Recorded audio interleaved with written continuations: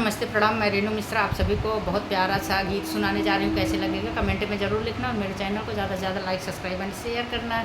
तो अवधि गीत भैया केका पसंद है, कमेंट कई के जल्दी से बताई हैं। पपिया पिया पिया जिनी बोला, पिया बिना सुनी से जरियाना।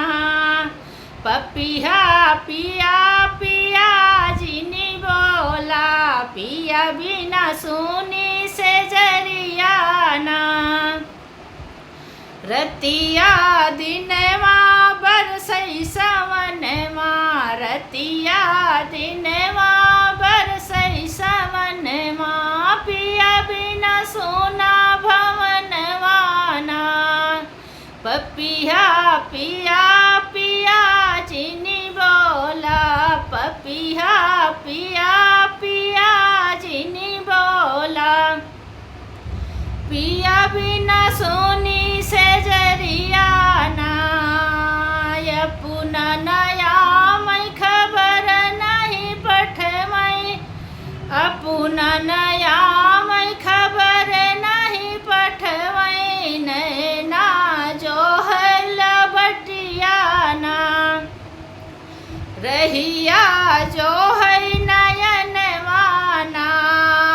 पपिया पिया पिया जिनी बोला, पिया बिना सुनी से जरियाना।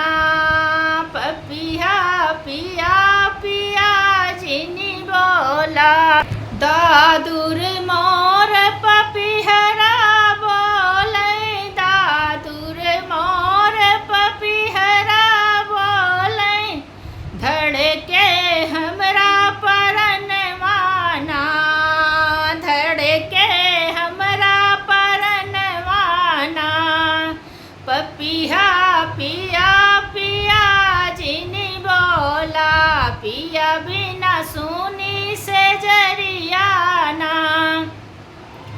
पिया बिना सुनी से जरियाना।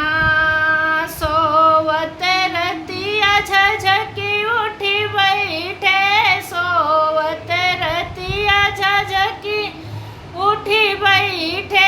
देखे ऐसे सपनवाना। पपिया पिया पिया जिनी बोला, पिया बिना सुना